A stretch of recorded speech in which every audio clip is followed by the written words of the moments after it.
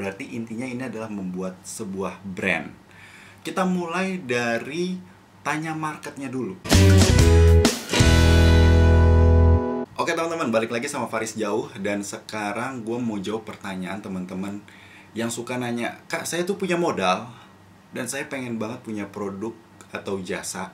Buat teman-teman yang udah punya modal atau misalnya uang dingin yang pengen kalian coba untuk investasikan, menjual sesuatu atau berdagang sesuatu, baik itu produk atau jasa, berarti intinya ini adalah membuat sebuah brand. Kita mulai dari tanya marketnya dulu. Oke, ingat, kita mulai dari tanya market dulu. Mulai dari lingkungan yang paling deket sama kalian dulu. Tanya market itu mau di kuliah juga bisa, di kampus, atau misalnya teman-teman sekitar kalian di mana kalian berada, misalnya di kantoran juga bisa. Ada nggak sesuatu yang sebenarnya sekarang lagi mereka butuhkan seperti itu? Dan itu luas ya teman-teman. Karena pasar paling dekat kita ya adalah lingkungan sekitar kita yang paling dekat gitu. Jadi jangan langsung berangkat ke produknya dulu. Biasanya orang langsung bikin produk, price, solusinya diskon. Lagi-lagi gitu. Tapi nggak ada yang beli, udah murah. Udah murah, pasti banyak yang lebih murah gitu. Terus kita mau nurunin harga, rugi dong, kita boncos dong, modalnya angus gitu aja. Jadi kalau kita ngomongin bisnis, sebenarnya paling gampang adalah menjawab keresahan atau menjawab masalah dengan solusi, dan solusinya adalah produk, seperti itu. Jadi tanya market, sebenarnya market kita tuh butuh apa sih, kayak gitu. Contoh yang paling gampang misalnya tanya market, misalnya di daerah kampus aja, kayak gitu. Kita mulai dari kampus, ini yang paling simpel dulu. Teman-teman ngerasa nggak sih sekarang misalnya teman-teman lagi kuliah, jadi ini butuh observasi ya ketika tanya market. Terus habis itu teman-teman kuliah, terus habis itu kuliah sekarang kan udah lebih digital ya, jadi biasanya teman-teman bawa laptop, tapi ada juga yang disuruh untuk nyatet tugas kayak gitu. Ketika masuk ke dalam kelas, itu suka banget gitu, lupa pulpen. Gue lupa pulpen nih guys. Wah gila, tanya market, gue lupa pulpen. Kemudian pas gue lupa pulpen, kalian di situ muncul ide. Ya udah, kenapa nggak gue bikin kantin kejujuran khusus pulpen aja. Jadi di dalam kelas mungkin ada 5-10 orang yang lupa pulpennya. Kalian taruh pulpen ini, terus kalian taruh harganya 3.000, padahal kalian beli HPP cuma 1.000, kalian untung 2.000. Taruh, pasti ada yang ngambil, ada yang bayar gitu. Nah itu kan kalian menjawab solusi untuk permasalahan yang ada saat itu. Gua nggak punya pulpen, ada solusi pulpen. Gua ambil 3.000, 1.000 HPP-nya mungkin 500, terus kalian untung 2.000 sampai 2.500 di setiap kelas. Bayangin, dan itu banyak banget kan. Itu salah satunya aja, kalian menjawab solusi. Atau yang di kantoran, kalian misalnya di kantor, terus habis itu apa sih masalah di sini, kayak gitu tanya marketnya. Oh ternyata banyak nih orang yang pagi-pagi kesusahan nyari sarapan atau nyari cemilan di atas jam 9 sampai jam 12 sebelum makan siang. Udah ada permasalahan tuh.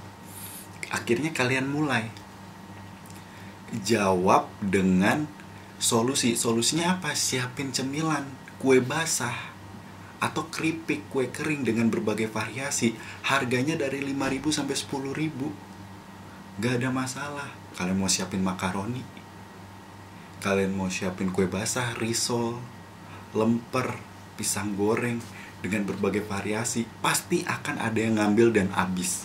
Sekarang lu bayangin, satu ruangan kantor itu isinya bisa 200 sampai 500 orang gitu. Terus habis itu kalian taruh aja di situ 30 sampai 50, untuk tes pasar kalian taruh 10-20 aja. Makaroni harga 5.000 sampai 10.000. Mau pedes, gurih atau original, langsung laku, men.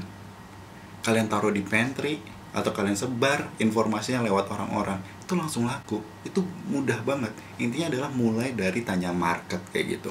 Itu aja kita udah punya 2. Pulpen 1 buat teman-teman mahasiswa, sama cemilan buat teman-teman di kantor.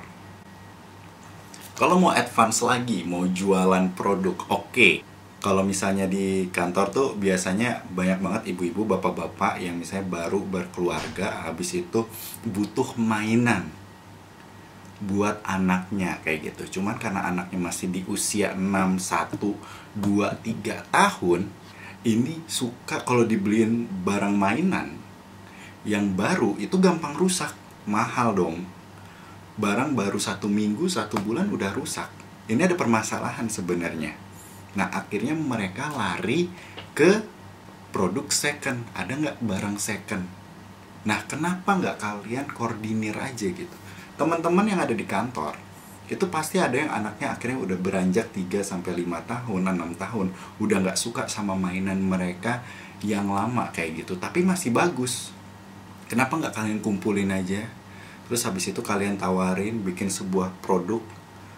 Terus habis itu kalian jual second gitu. Nih dibutuh jual second. Apalagi itu baru mainan, belum ada perlengkapan anak dan bayi itu yang setelah setahun tuh selesai. Apa aja coba, dari dot, pemanas dot, habis itu stroller, bahkan maksudnya pagar kayak gitu.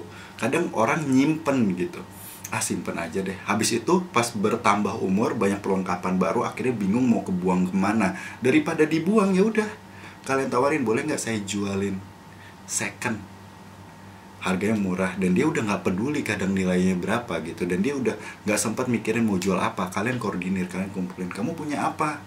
Saya punya mainan Hot Wheels 1 track, saya beli waktu itu 700.000, masih lengkap, nggak ada kardus. Ya udah, ini terserah kamu deh mau jual apa. Ya udah 200.000 boleh nggak? Boleh, nanti kita bagi 50% deh. 100.000, 100.000. Pagar 2 juta men, pagar anak-anak yang kecil. Terus habis itu udahlah terserah, yang penting laku. Ya udah, kita taruh deh 1 juta aja. Terus habis itu kita bagi 2, 50, 500.000, 500.000. Terus pasarnya di mana? Yang udah dikumpulin, habis itu kalian tawarin ke pasar kalian sendiri, ke teman-teman yang baru nikah, anaknya baru tumbuh. Dan itu kalian rutin bikin semacam PDF atau misalnya katalognya setiap bulan, dan oper ke mereka. Kali aja mereka yang mau mainan Montessori, mainan anak-anak, itu banyak banget kebutuhan anak-anak. Baju, sepatu nggak cukup, belum dibuka sama kardusnya nggak cukup, ternyata buat anaknya salah beli. Ya udah, kalian jual 50%, kondisi masih bagus, pasarnya dari sumbernya dari situ, produknya dari situ, solusi terpecahkan kayak gitu. Itu kalau kalian mau jual, tinggal bikin brand aja. Bahkan kalau itu ternyata itu bisa luas ke kantor sebelah kalian kali, nanti mereka bakal share juga. Itu kan sangat ngebantu banget gitu. Jadi ingat, ketika kalian mau bikin usaha, tanya dulu deh ke marketnya, sebenarnya kebutuhan kalian apa sih. Dan itu beda-beda setiap tempat. Jadi jangan misalnya sampai kalian, gue mau jual pisang, tapi di daerah kalian tuh semuanya pada bikin pisang gitu. Lah terus siapa yang mau beli? Kalian bingung mau jual keluar, nggak punya akses ke kota yang ada pisangnya. Kalian jual online, banyak pesaing gitu.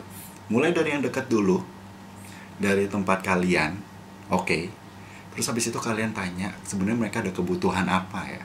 Bukan kebutuhan uang, semua orang juga butuh uang gitu.